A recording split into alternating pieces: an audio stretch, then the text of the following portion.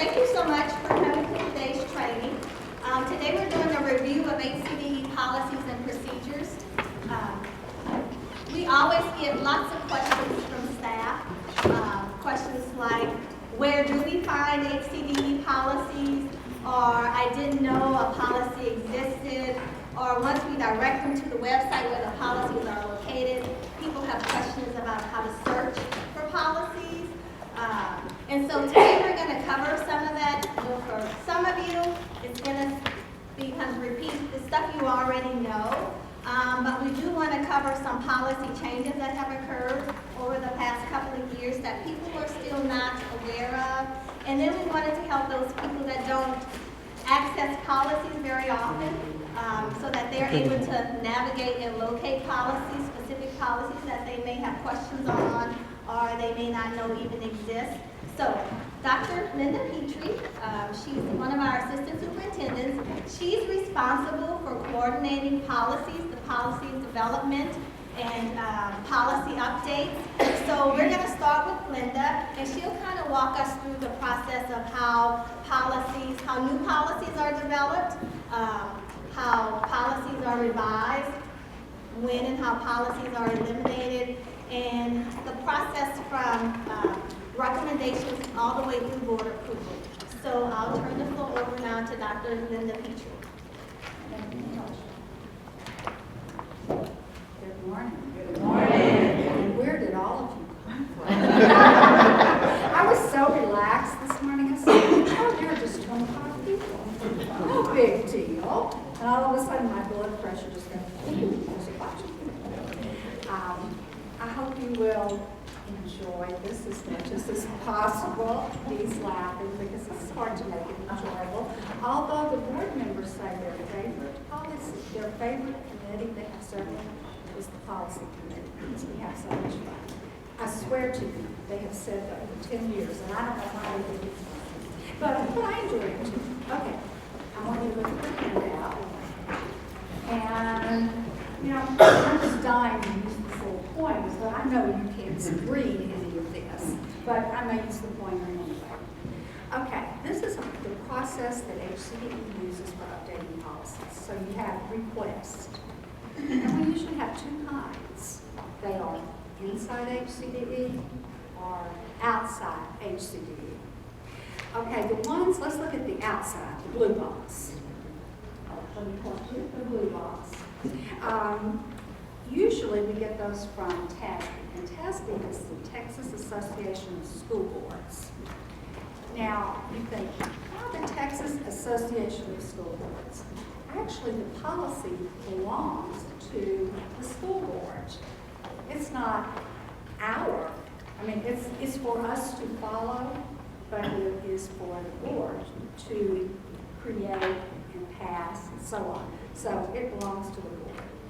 Now, if you look over on this other side, you have inside HCDE. For example, and this is one of the more famous or infamous policies, it's naming facilities.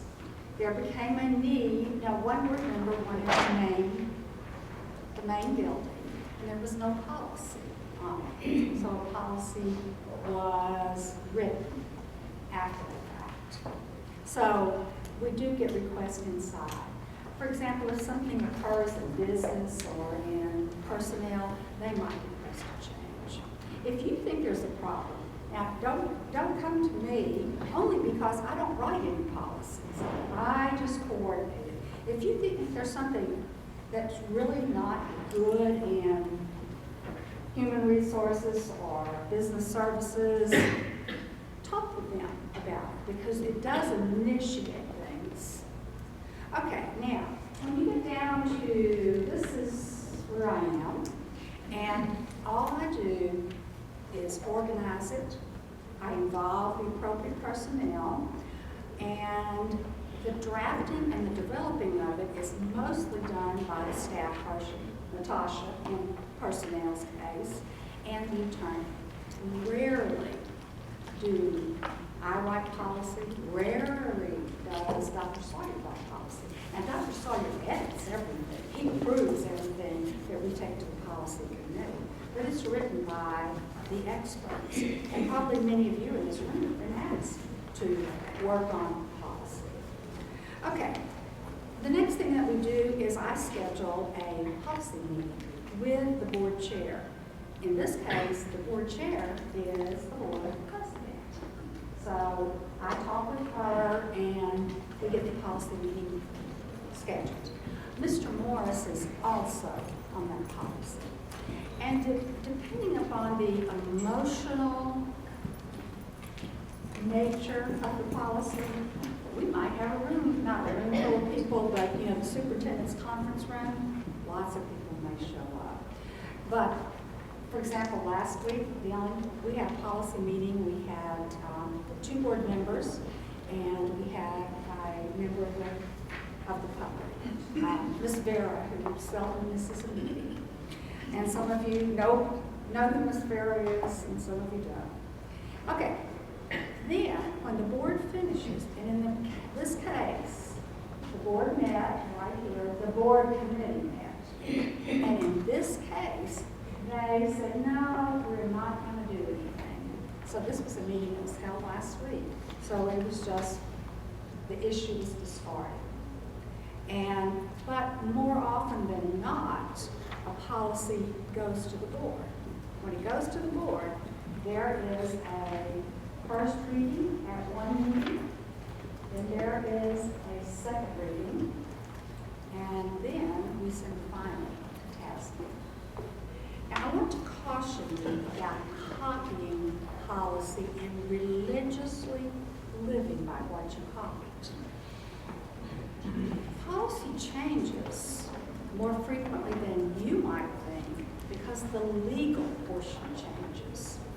TASB is always collecting stuff that we need, and the legal policy will change. So probably if I was sitting in the audience, I'd say, oh, I'm going to go back to my office and I'm going to make a policy book for myself. Don't do it. I mean, you can if you want to, but the chances are, actually I will tell you, the chances are that before you can get the whole book done, it will change. And that's serious because the policy is meant to be fluid, not static, or dynamic, not static. Okay, so are there any questions about how this occurs? By the way, it occurs this way in school districts also. So it's the same process. Which I might give you another hint. If you're looking at a policy and you go, I don't like this policy, I don't think this reads right. If you'll go to a couple of school districts, I'm going to show you how to find the policies, and you're going to be able to find the policies on their websites by doing the exact same thing that I showed you. And you can look at other examples. I mean, for example, I do that. I'll go, do we really want to do that? And then I'll look at other policies and I give it to the board. I'll give other policies to the board just for your reference. Okay, if you will turn to the second page. Now, my secretary almost had a small stroke when she saw that 2 at the bottom of the circle. She says, Linda, I would have put pretty page numbers on it. I said, no, I don't want pretty page numbers on it. I want to be able, because sometimes there's a page number on the page. I want it to be my handwritten page number so we can easily follow my page numbers. Okay, now get your computers out. Or not. If you don't have your computer, you're really not going to be.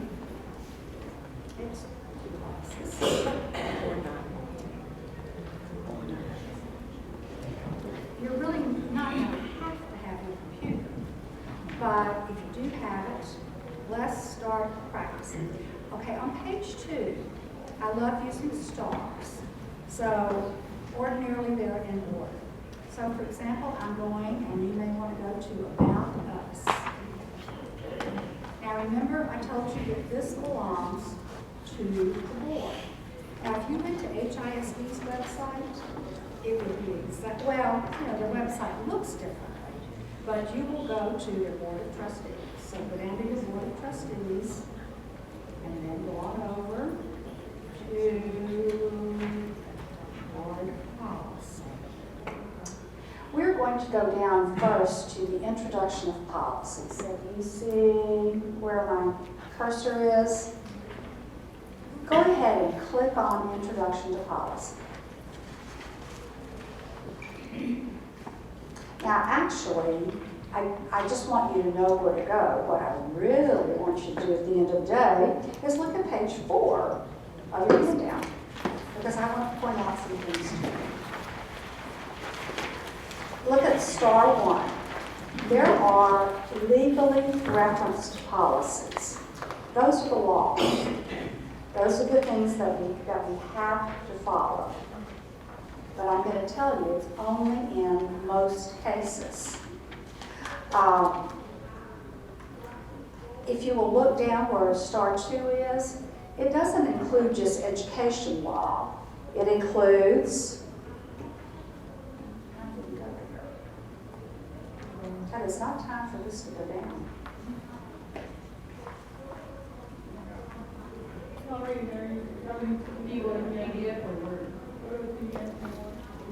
Oh, thank you.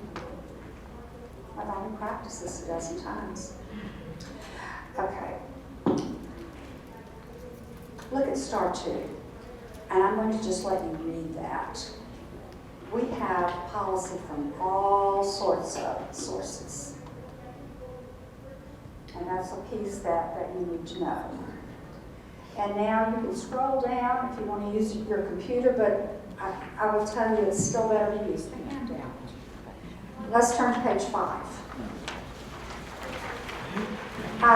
They do not want you to adopt legal policies. Legal policies are not adopted because if you adopt the legal policies, then you have to do all the things that you don't have to do legally. Districts and HCDE are different, but they're alike in that way. Districts should not be adopting the law. It's the law.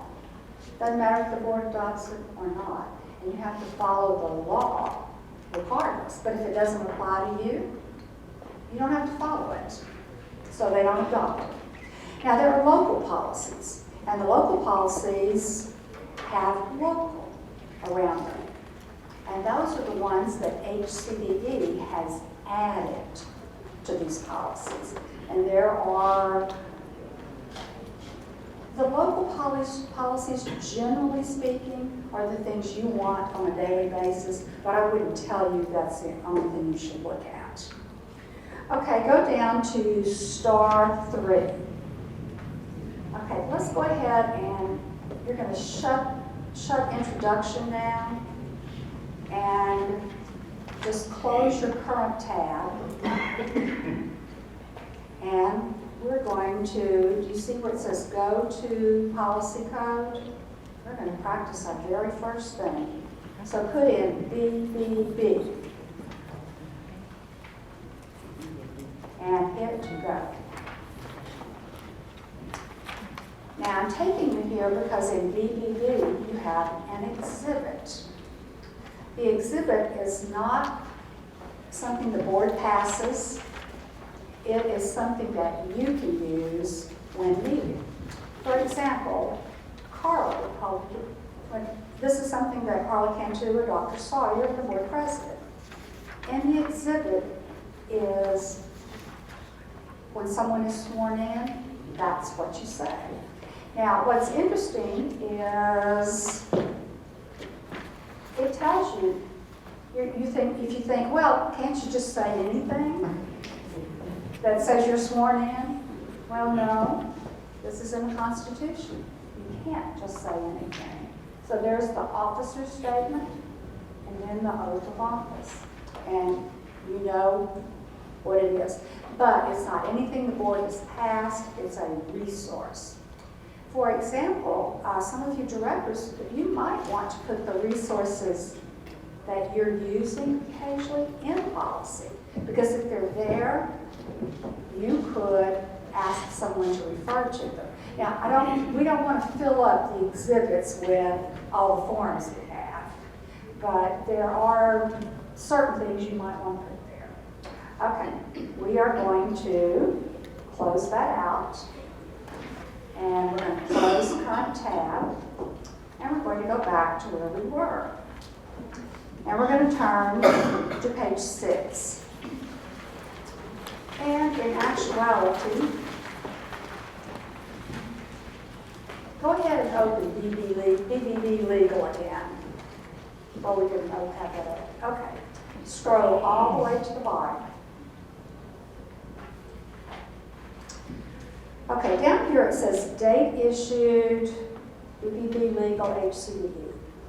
Pretend it's not there. You don't need to know that. That is not when this policy was passed. And you can get confused. And I've seen people do it and say, oh, so this came out, so this became board policy October the 29th, 2013. That's not really true. It became board policy when it was passed by the legislature last summer. So I just bring that to your attention to tell you to ignore what's on the far left-hand side at the bottom of the policy.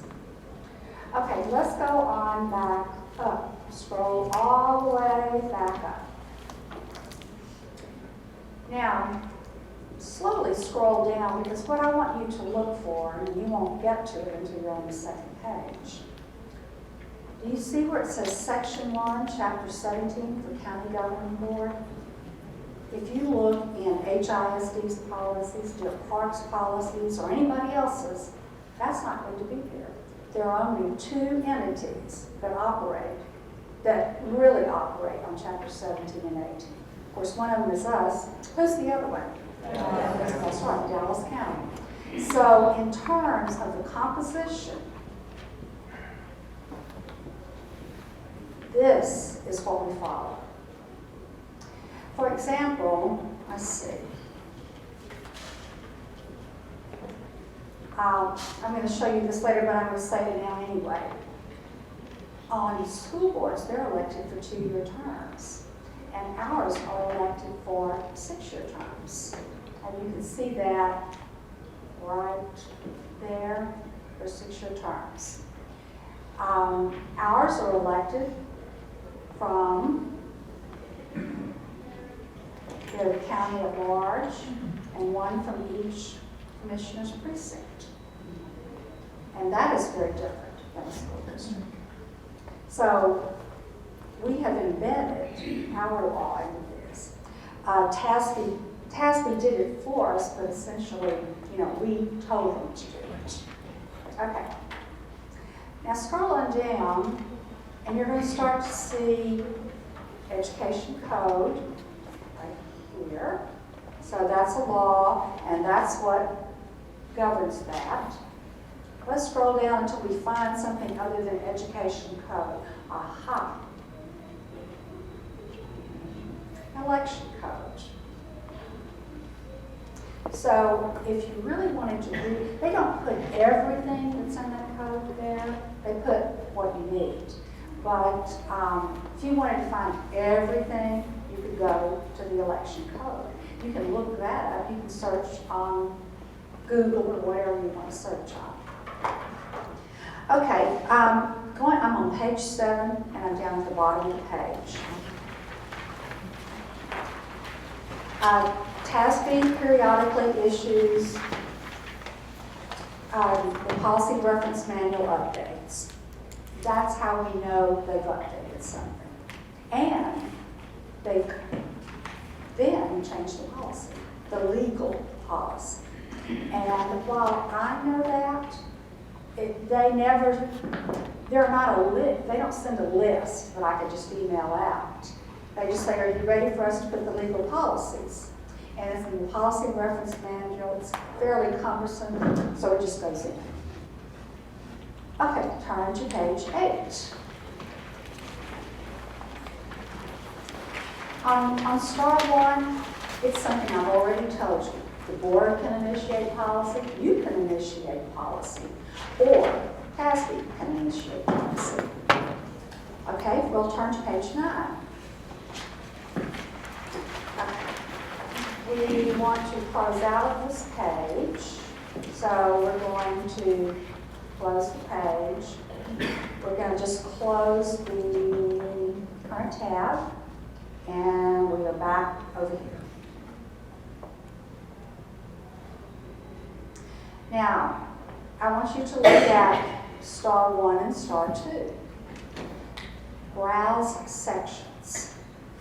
Now, these are the sections. Like you'll see policy, we just saw policy BBB. Well, policy BBB is the first letter of it. It's going to be right under local governance, right here. Now, the next question is, how did they decide on those letters? I don't know how they decided.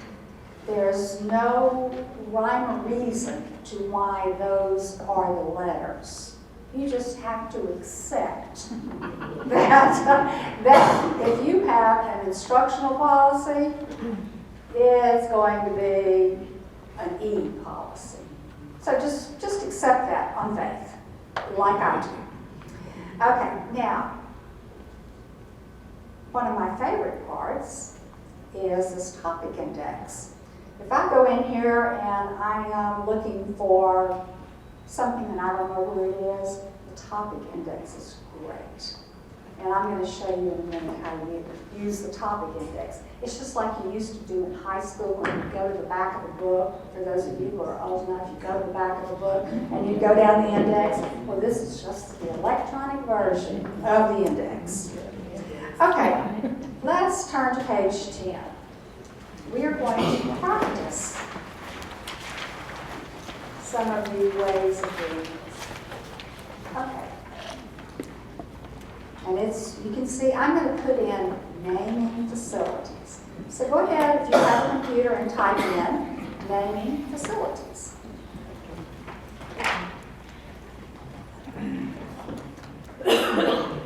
Because up here, we are searching for words.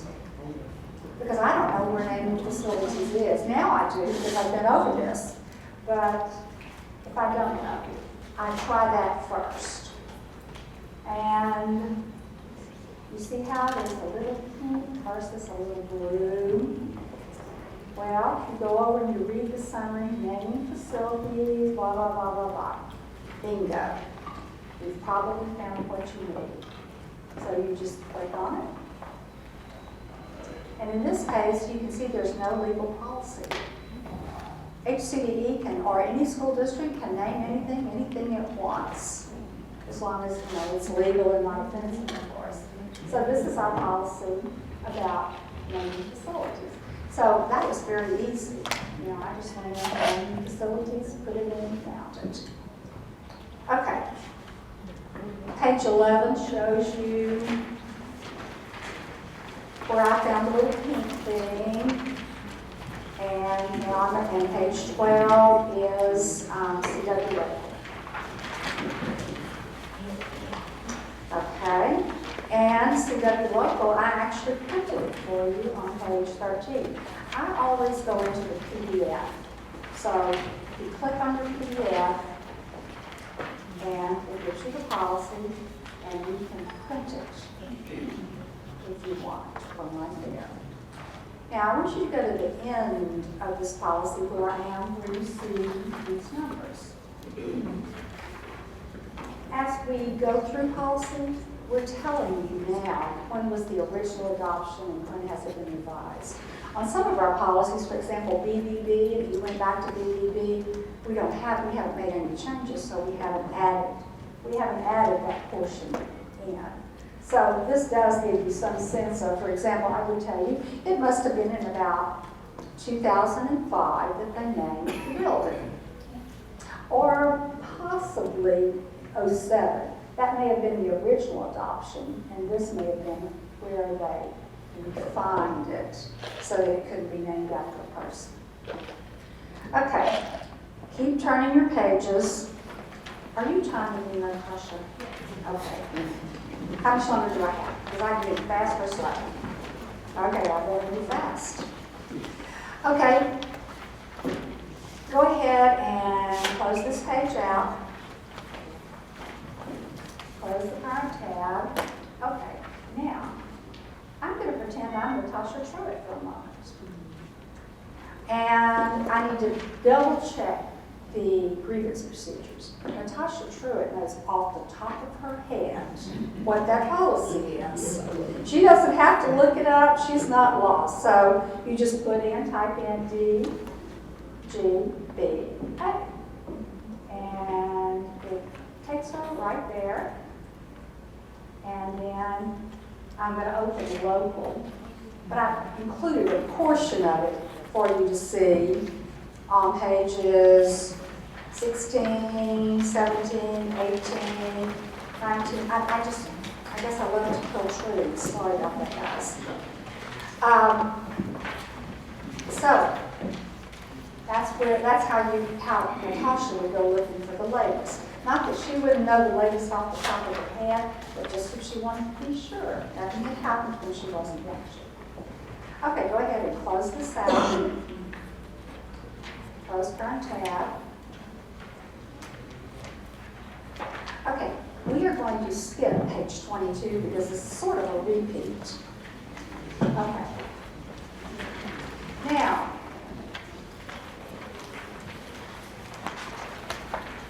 I want you to go to policy BBB again. And I don't know how I did BBB so many times. I kept using it. I guess I liked it. Right. And I'm going to show you again. And I've shown this to you once, but since I've had it here, I'm going to show it to you again. I've gone here because it says board members, and it's like, I wonder how many board members we have. Because different boards do have a different number. Some have 5, some have 7. I believe HISD has 9. So it says board members. Now, I've already been here, so you're not going to be surprised by this. I've been here, section 1, chapter 17, and we have 7 members. So I want to point out to you again, when you see chapter 17, that is just HCDE. If you attend board meetings, you will frequently hear a few members of the public talk about chapters 17 and 18. That is why we even exist. And it's, again, embedded. Okay, we're going to practice one more thing. Go ahead and close this out. And close our tab. And now we are going to look at the topic index just a bit.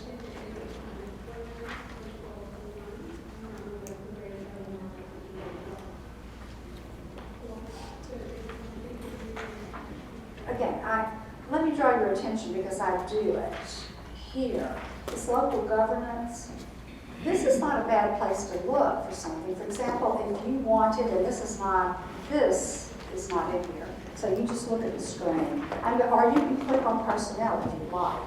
If you have a personnel issue, you see they're all listed right here for you. All those D policies. And you could go down and say, oh, I want to know what my workload is supposed to be. And you click on workload. So you can use this, you can browse the whole section. Again, this is sort of kindergarten in lots of ways because this is using indexes just like you used when you were by yourselves. And how do I do that? Great. I'm going to have to go back, but it won't take me a minute. Okay. Now, follow this one. Okay. I'm going to file a grievance, and I don't know what it is. Now, of course, we all know what it is.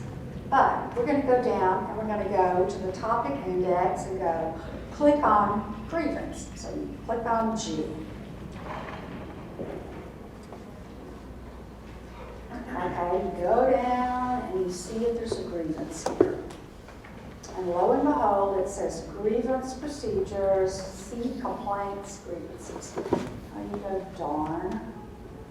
Why didn't I get it there? Okay, so then you go back up here, and you're going to click on complaints. And there it is. And you're going to go down to complaints,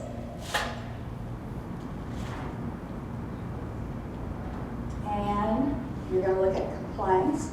Is it against a peace officer? Is it a complaint that you are making? Is it a complaint that the public is making, or the student or the parent? So you would choose the one that you want. Okay, that's 26, and I just covered 27, 28. Okay. We're going to practice one last thing. Okay. Let's put in facility rental. Right up, we don't know where it is. This is the advanced lesson. This is the advanced index part. You click on, you go here and you read these yellow letters, the yellow highlights, very helpful. But you can tell very quickly, this is not about facility rental. So you go, well, Dawn, wonder if you can rent the facility. So you start searching in your mind for what else could it be called? So then I might go to the topic index and use rental. So click on the R, scroll down, and lo and behold, you find rental. And in actuality, GKD is the policy that governs non-school use of school facilities. Now, another thing that you could have done, but it's not quite as intuitive as what I just did, you could have gone over to community and government relations, because you would have gone rent. Who would you be renting to? Oh, the community. And then that's where it is. Okay, now at the back, there's a little quiz. I have 2 minutes. Okay. Why don't let's see, why don't you assign one person at your table to do 1, 2, 3, 4. So each table is going to answer all the questions, but good job, Mr. McCann. Someone has to take charge at the table. And write down the policy number. Write down the policy letter. Now, I really helped you already. And do it as a group. Tell each other the answers.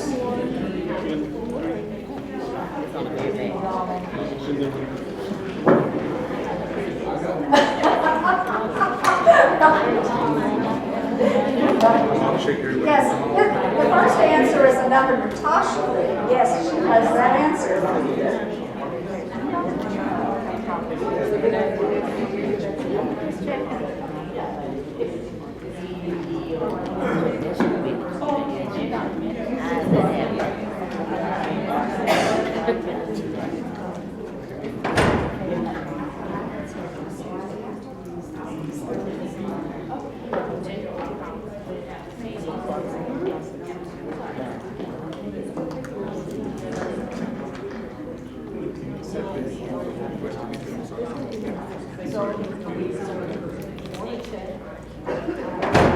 Raise your hand if your group is finished.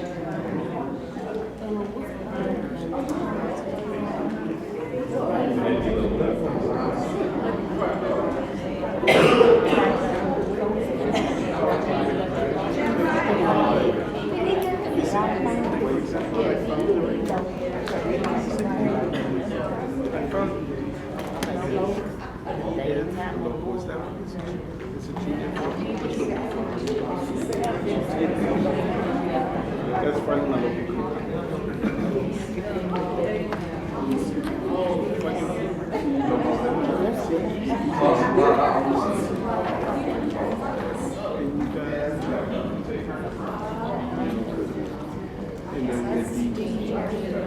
Okay, Natasha told me I had 2 minutes ago. Okay. They're good? Okay. Go ahead and stop.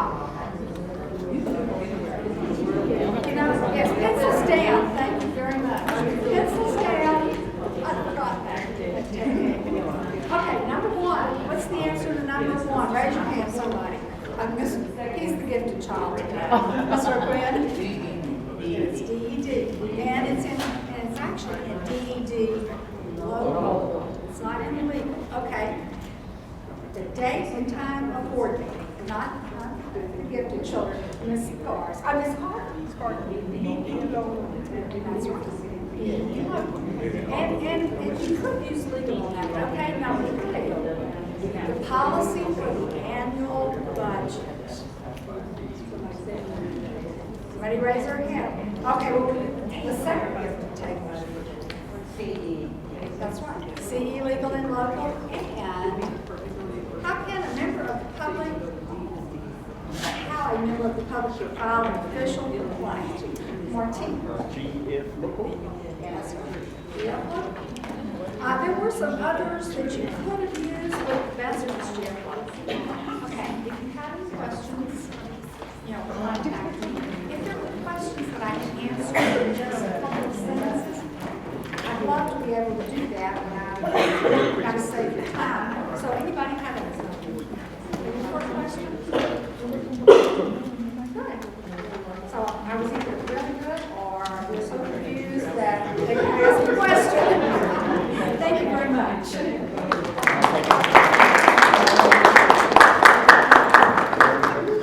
Thank you so much, Dr. Petrie. Next, we have, we're going to review business policies. As you were able to see when Dr. Petrie went through the sections of the policy, I think we have 7 policy sections. But of course, today we're only covering business and personnel because those are the policies that most employees generally use. We do have school policies or instructional policies primarily related to the special schools division, community and governmental relations, but typically a lot of our employees don't access those policies. So we're focusing on the policies that staff use most often. So next we're going to cover the business policies. Does everyone have a copy of the handout for that? Okay. Jesus Mesqua, he's the assistant superintendent. He's responsible for business services, purchasing, the Center for Safe and Secure Schools. Hopefully I covered all of it there. He's going to cover business policies for us this morning. So I'll turn it over to Jesus. Good morning. Good morning. I just realized that listening to policy, there's only been, normally I'm not a coffee drinker, and there's only been twice that I've drank coffee. One when I've been driving over 5 hours, which going to my hometown of Laredo, it's more than 5 hours, so I drink some coffee. And then when I'm listening to policy, and I actually I have to wake up myself for me. So, but I think hopefully that I can bring you guys and make it a little entertaining. So you got 2 documents. One is a PowerPoint presentation on the policy online, and the other one is a reference of some forms that I'm going to be looking at as we go through that section. Now you can either go through the PowerPoint or you can go through and find that policy online, and it all will be the same. Let me see if I can find first my PowerPoint up here. Here it is. Okay, so this is what we're going to cover. I was given 15 minutes. I don't know, 50 minutes? I have 30.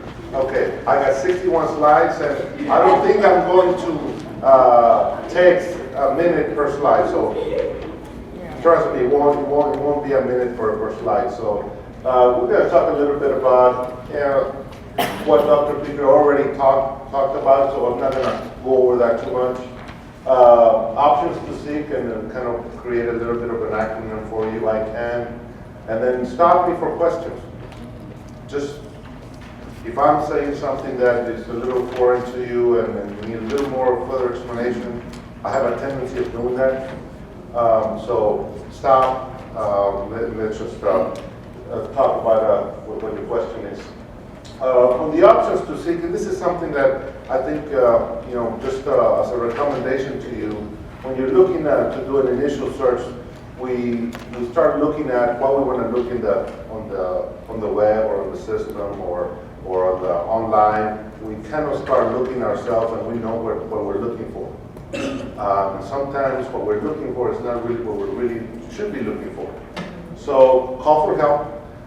Sometimes you can do that yourself, and I know Dr. Petrie mentioned that how you can do that on your own. But sometimes even I call Dr. Petrie all the time and say, do you remember the policy that dealt with this or that dealt with something else? So she may remember right off the top of her head, or somebody in one of the divisions that deals with that might know. So ask for somebody for help. Somebody's bound to find or know about the policy like the back of their hand. Because I'll tell you a little story. When I started in school business, I had been in city government for many years, and I made the jump from city government to school district. And in those days, they did not have this policy online. I don't know when this came about. Do you remember when the policy online came about? Maybe 15 years ago. Well, I came in 1995 to school business, and at that time, they would give you a binder with all the policies, and here you go, take it home and read through it, and you just have to. And as I was reading through it, I felt that I was not prepared for my job, because you had to know a whole lot of stuff that's in there, and well, if something came up along the line that you had to deal with, well, just go look it up. And in some cases, I felt like, I just need to, for 2 weeks, just, sit down and just read through those. And but pretty much you're going to have to, somewhere along the line, kind of just sit down and go through this and get acquainted with it. Because at some point in your career, you're going to deal with some of these things. And so it's good to start knowing. And the nice thing about this, it's a nice thing, is that it doesn't get static, it changes. Every 2 years, some guy in Austin or some gal in Austin thinks about something new and so it changes. Or the board decides to do something else, and so there's a change. So now you have to keep up with it. And ask your question, what am I trying to solve? What am I trying to look for? It could be related, you kind of know some topics. Sometimes when you put a topic on there, it leads you a certain way. It's kind of like Google. Luis, you do Google all the time. You put a keyword, and it takes you somewhere you don't want to go. Same thing with this system. It takes you where that system thinks you're thinking about, but that may not be what you're looking for. So make sure you narrow down what the topic is. Second, and most of all, number 4, never assume and always verify, because sometimes we have a tendency of looking at, the policy, this is the latest policy that's been adopted. And I go and look it up, and I go and I tell everybody, this is it. I downloaded on October 15 on 2012 and what have you. But you come to find out, there was a policy meeting and they had discussions and they approved something. It's just in between the process when it was last updated and when it was adopted. And so sometimes, you find that, for example, one of the things that I found out about one of the policies, that it hasn't been updated yet. We had a board meeting about 2 or 3 months ago, and it hasn't been updated yet. It's probably a little bit of a lag. So when that happens, I would say, I don't know if she's going to like this, but call Dr. Petrie and ask her, has there been a update since this last shows up here? Because she will know when was the last meeting, when did that happen, was there any change, is there any discussion about something like this? So ask for help and never assume that it's always going to be the last one. So we're going to talk a little bit about the structure, which I already did. Some policies that affect your division, some resources available, and again, always follow up. So here's what the site that she went over, and you guys already have, you're already there, so I'm not going to go through that a lot. There's A through G, and we're going to concentrate on the arrow is in the wrong place. It should be under C, not under instruction. I don't know why that arrow keeps on moving, so. Let's see if we can move that. There we go. So easily to move that. There we go. C is for business and support services. A lot of facilities, a lot of stuff that's on there. So as we following along, if you're online, click on letter C, and you're going to find all the C policies under facilities and their business services. Again, here's the little, list of things of how to remember when you're looking up things. And here's, if you click on letter C, once you go ahead and click letter C, and this is what you should be able to find out in your electronic piece. And then 7 pages, I didn't want to include them all in one page, but it starts with CAA to CB, CBA, and so on, and gives you the name of the policy. And there's 7 pages of that. And in your case, if you scroll down, there's 7 of those. So we're going to go through a few of those. Not going to go through a whole policy together. We're just going to touch a few things on some of those of what I think is probably more important, and why or how are you going to see that policy in your day-to-day work? How do you relate that? Okay, there's a policy on this. How do you see it? Why do we do the things we do? So we'll go through the 7 pages. So the first one, the most important one here is CAA, and we'll go through what some of those are. Second part, the CE operating budget. Next, we have CH, probably one of the most important ones on here, CH legal and CH local, and we'll go through some of those. CK on safety programs, again, some of the most important ones in that list.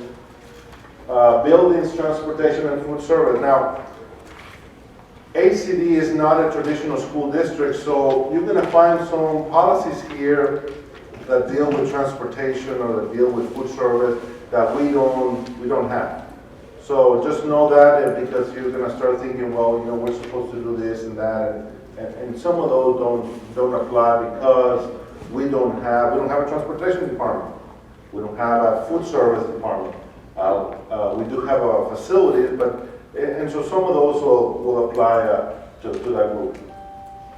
Communications, insurance, a lot of insurance. Again, not so much in the traditional way in the school districts, because there's so many insurance policies that deal with annuities, and we'll get to that. I think Natasha will probably cover a little bit of that on her part. I don't know if they're on your list, but they deal with the ability to be given the opportunity to select some insurance products, and so you do that at the beginning of the year. Facility plannings and construction. Now, pretty much from CT down all the way to about CBF, generally you're probably not going to get to deal with yourself. You're probably going to deal with somebody in facilities that's going to deal with that, because it is construction. And so if you have construction at your school, you're going to have somebody from facilities working with you at that point in time.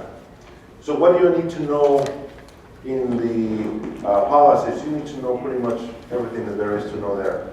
Now, having said that, there's going to be some things that are more important to you than not. Okay? So here's the top 20 that I found, and that I kind of narrowed down. If you had to just start reading the first top 20, these are probably the top 21 that I'd probably start with. The rest are probably, on a Friday afternoon where you don't have anything to do, and you need a glass of wine, and you just don't have anything else to do, and you like to, let me just pull up the screen, and you like to read it. That's great. But this ones you do have to read them somewhere, sometime during your career. I'm sorry? Or call business or get the the short notes from business services somewhere. Now, I think I could tell you, we're going to give you a shorter book for you to review, but the file, it's kind of longer and bigger than this. So this is just a policy. Then we have procedure that deals with compliance with this policy. This is what the board and the legislature has said that is the policy. Then we have to identify, well, how do we comply with that? How do we allow our things that we do daily to comply with this?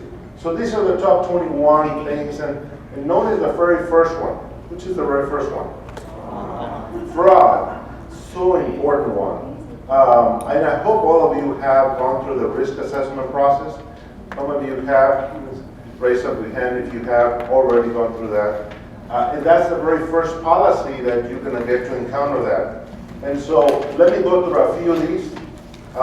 If for some reason I don't get through all of them, I'm just probably going to scan through a few of those. CAA fraud policy basically talks about this is your duty as an employee to report fraud. It basically says that we shall transact everything with integrity and diligence in duties. It also gives you a reference to the code of ethics, and it gives you a reference to a few other things that you have to follow. Not everything is in the CAA policy, it just references a lot of things on the HR side, a lot of things on the planning, a lot of things on the D policy. So even though it's on the C, it references a lot of the C and D policies as well on the fraud policy. So prohibits fraud in financial impropriety, and it gives you a definition of what fraud is. Some examples being forgery, misappropriation of funds, handling of money and reporting of financial transactions, profiteering as a result of insider knowledge. We hear a lot about that in the private sector, about insider trading, but do you think that that could apply for a public employee? If you know somebody's going to get a grant or somebody's going to get a contract, that could potentially be a problem, profiteering. Unauthorized disclosure of confidential data. Can't let anybody know about confidential data outside. And I know that we're in an age where everybody talks about the wiki, what's it called, leaks and what have you. Everybody has the right to know, but not everybody has the right to know confidential data. That's really important stuff. I mean, especially student data that needs to be kept confidential. Unauthorized disclosure of investment activities complicated by the department. Now, what could be an example of what that could be an issue of unauthorized disclosure? What would be an unauthorized disclosure? Yeah. Say, for example, the department is interested in buying a piece of property. Right. A property, acquiring a property, or selling a property, okay? Disposing of a property. So if you know that, well, I mean, you need to maintain that confidential. Accepting or seeking, this is really important, number 8, because I teach an ethics class and I deal with number 8 all the time about people getting in trouble over number 8. We just had a situation at a school district in South Texas. I don't know if you guys have heard about Progreso ISD. They got the board president, the superintendent, the CFO, the controller, they're all indicted. And also just last week at Beaumont ISD, their CFO got indicted, and there's also their superintendent. I think the superintendent. No, it's the chief financial officer. I'm sorry, the controller and the chief financial officer. $4 million that they misappropriated funds. Apparently, they wired themselves some excess cash. So number 8, accepting or seeking anything of value from contractors, vendors, or other person providing services or materials except as otherwise permitted by law. There's a whole other section on the criminal code that deals with that, but that's just kind of a general oversight. But just be aware of that. Destroying, removing or records from the organization, failing to provide financial records, failing to disclose conflicts of interest, or any other dishonest act regarding the finances of the department. Now, the finances of the department, that includes so many things. It's just not what's happening in the business office. It's what's happening in the whole department. From the time that you submit your time card, from the times that you approve a contract, from student activities, a lot of activity that deals under the title of finances of the department. So yes, question? Can you explain number 9 a little bit more in the using of records, furniture, fixtures, or equipment? Destroying records that were not, that should not be, that need to be kept. For example, How about the using of furniture, fixtures, equipment? Is that? yes, using records or furniture for personal gain, where it's not your property, it's the department's property. So if you're using it for profiteering, for personal gain, you're conducting a business, you're using it for personal gain. That falls under that. So that, this is kind of a general, but there's a lot more detail behind each one of these. Thank you. And so a person who suspects fraud shall report. So we have an obligation under the CAA policy to report if we see something. Kind of reminds me on the ethics class, I talk about the case study for the Penn State in Sandusky, and where somebody saw something going on. Well, that person had a duty to report it to somebody and also to the authorities. Here's in policy tells you, you have a duty as an individual, as a working individual. Many people say, well, it doesn't affect me. It's just that other division across the street. It's just tell that supervisor, and hopefully they'll deal with that. Yes? Another one, as it relates, whenever we have the audit, the auditors do select a few people and they send them confirmation and they do ask them about fraud, so it is directly. They ask you, are you aware of CAA policy? One of the things that we do in business, once a year, we print a copy of this policy, and we ask every single person in the business office to sign an initial that they're aware of it. Okay? Because the last thing that you want is somebody asks you, have you ever seen your firm policy? And you say, well, I don't know what that is. Do you know what CAA policy, the local policy is? And you don't know about it. And yet, it's your obligation to do that. And so those are some of the things that we do. How much time do I have in my? Okay, all right. CB local, we're all agents of the department. When you are carrying out your duties, you are an agent of the department, so you're carrying out the program, and so everything you do, you are acting as if you were an agent of the department. CB local talks about approval or ratification of programs for which grants that have been submitted, and Gayla probably this is why we have to go to the board for submission of grants. Because it's in our policy that requires that before we submit a grant, and we're committing our resources to match, and so we're required under CB local. And under that same local, it says that we shall not exceed the amount specifically allowed for the budget unless approved by the superintendent. So you have to stick with what's been approved by the budget, and under CB local, that's where it tells you where that's at. Now, I know earlier today somebody said, well, where does the approval of the budget lie? And somebody said it was CE local. And that's true, CE local is the one, but CB local is the one that talks about that you need to stay within the budget. CE local is the development and adoption of the budget. CB local is that you stay within the parameters of having been approved under that program. CE local, and there's a calendar, and sometimes probably around the next couple of weeks, you're probably going to hear from Teresa and Ms. Torres about a budget instructions meeting coming up. And so the budget calendar has been adopted by the board, and so they get to see what we're going to be doing over the next 6 to 8 months.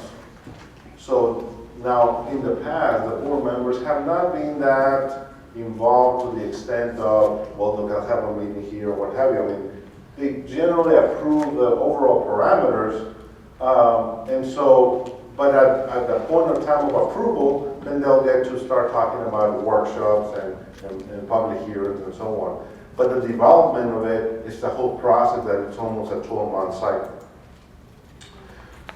CE also includes that the budget gives you the authority to spend money. So if we don't have the authority to spend money, we can operate. So a few years ago, I was in a school district that some of the members of the board quarreled about a budget, and to some extent that's kind of happening in Washington DC with the federal budget. But if they don't decide, what happens? You don't have money to spend, so you can't open the doors, you cannot service, you cannot spend a dollar. So we have to have that approval before we go on. And from time to time, you know, a budget is not always stays the same. It sometimes changes. Because what happens in a budget cycle? There's changes. And so you have to amend and you have to make an adjustment. Now, anytime you change from one function to another, and I made a comment there from like you take from one school to give to another school. I'm not giving up. Both these guys. That's okay. All right. So it has to go to the board because you have to have a budget director, budget person that authorizes that and recommends that. Now, in the school district, this may not be as important to them, although it is. The issue in the school district is between a function, you know, function 11 and function 12, function 41, and what have you. Why? Because over there, there's some monitoring systems in the school system that deals with more with functions. For us, we're mostly primarily an administrative function, so most of our expenditures are 41, 21, and so we're not going to monitor that from that standpoint because we're not looking primarily for instructional, we're more of an administrative type of agency. But you will see those amendments in the budget, and they will be included in the agenda. CE logo also talks about budget and taxes. Sometimes a favorite topic in the summer, the tax rate adoption and the types of fund balance. And so there's 5 types of fund balance that the school department has, and every school district has these 5 of them too. So if you go to HISD or some of the other districts, they also have five types of fund balances, and that kind of gives you what they're for in each one of those. If you look more in detail in each policy under CE logo, it gives you more detail as to what each one of those mean. Now, can somebody tell me from these 5, which is one's called the rainy day fund balance? That's typically called the rainy day fund balance.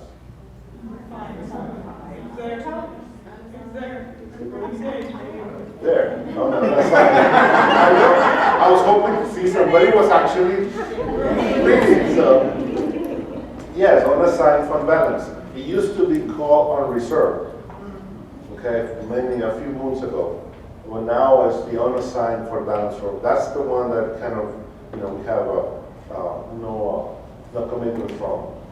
CEA logo is also important, especially if there is a reduction in funding and grants, and so we need to identify, all right, so if we're not able to pay for our administration, then where do we go to start cutting?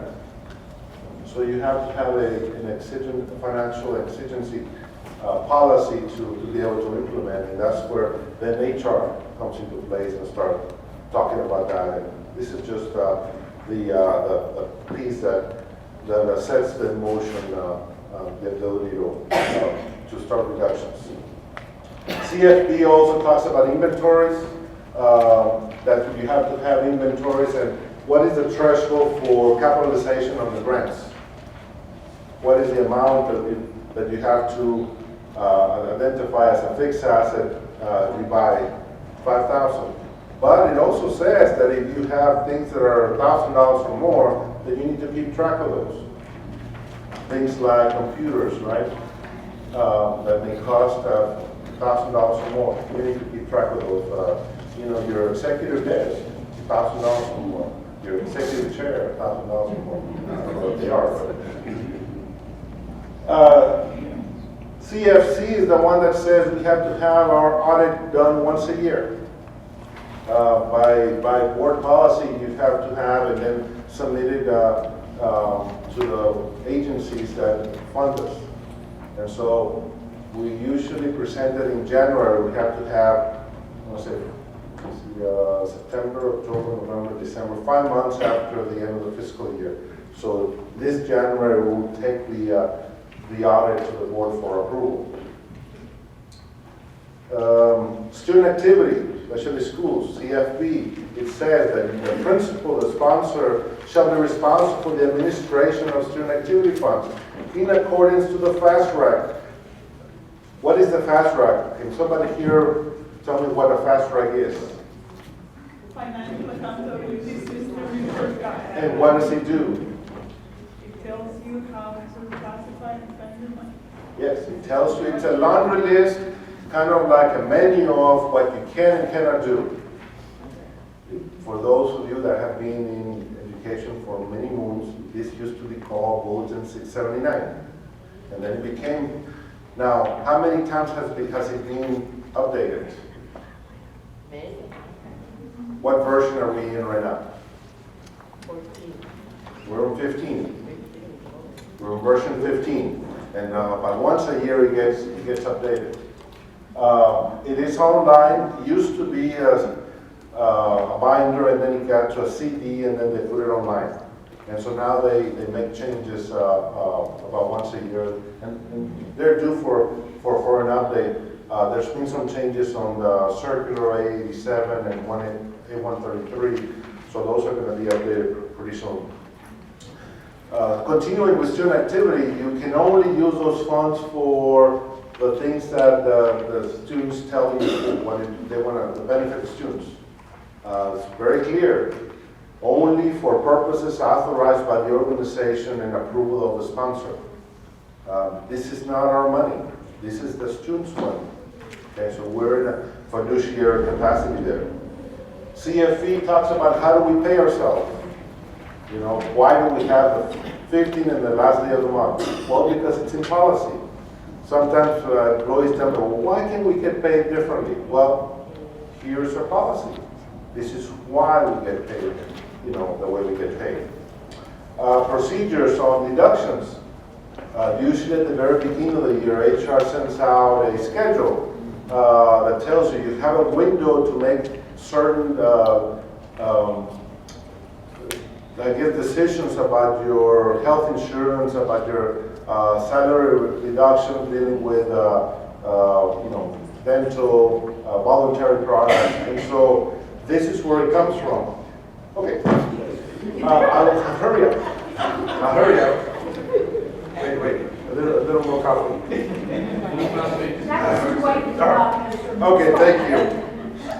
Bonded employees, we have to be bonded. And then let me get to CH Local. There's two parts of CH Local. If I don't cover anything else, let me just cover CH Local. There's CH Legal and CH Local. Legal is the part that says that if there's a contract or we spend anything over $50,000 or more in the aggregate every 12 months, we have to procure that, which means that you have to have an RFP or we have to have a cooperative agreement in order to spend that money every year. Okay, that's the piece on CH Legal. It also tells you what you can consider when you issue a contract. And there's 9 things that you can consider when issuing a contract, from price to quality and the extent that you can get the work done.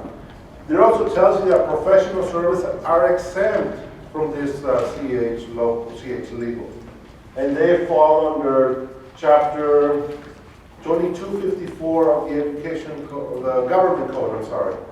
And so that's a different part. Now, I know we didn't talk about this, but all the legal part is on there, and Dr. Petrie talked about it.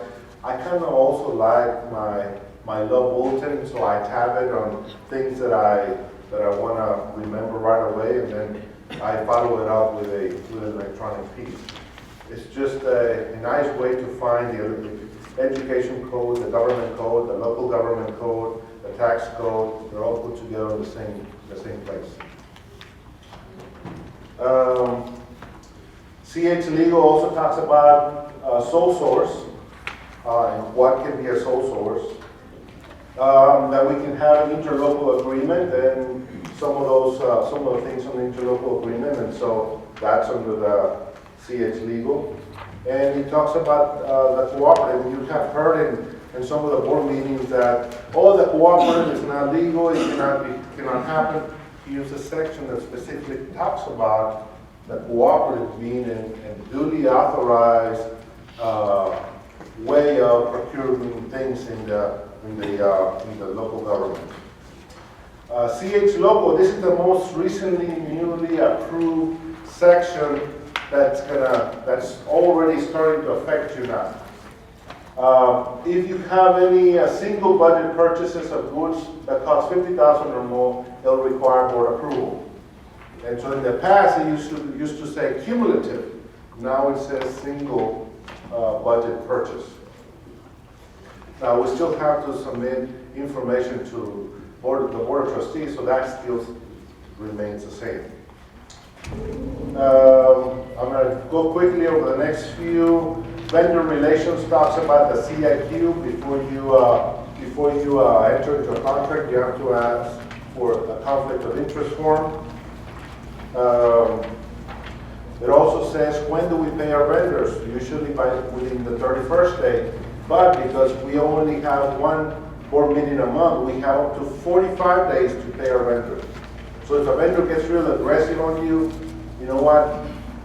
CHF tells us that it's under legal that we have up to 45 days to pay them. Now, we don't have to wait up to 45 days, but we can wait up to 45 days.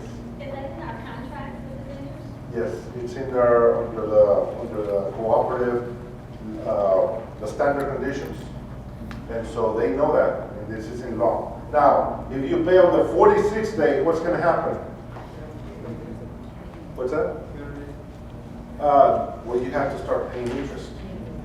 Okay? So you don't want to wait until the 46th day, 47th day, because then we start doing that. Criminal history, felony conviction requirement. It's all under the forms that purchasing handles. We have to have an emergency plan, and so here's CKC logo that talks about that. Drills, principle that you have to have drills, and center manager that you have to have a drill. This is where it comes from, that you have to have a drill and you have to have the records and the times of that happening. The next few talks about energy. Energy, we have to save energy, and we have to record and follow and report it on our website. Mail service, records managers, how long do you have to keep your records? Technology under CQ. And here's important, let me just talk about CQ for a second. Don't post anything under that's a student identifiable on the web. You have to have written consent. And the other part that I wanted to mention to you that all our transmissions are not private. Everything you do is public. And so the department has absolute, full, and unrestricted access to all information stored in its communication system. So there's no such thing as, well, that's my private email. Everything you do on there is public. With cause, the supervisor can request the communications to be monitored. And there's some requirement or limited personal use.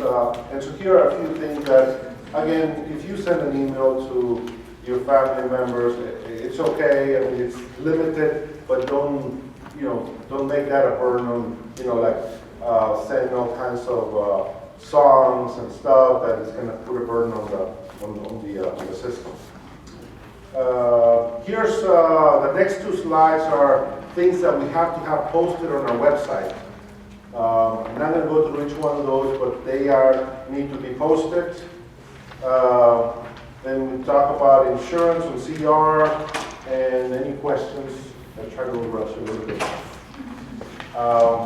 Again, this is just a kind of to try to give you a little bit of overview of some of the top 21 policies. Any questions or comments that you'd like to make on some of the information provided to you today? Nope. Okay, I'll turn it over to the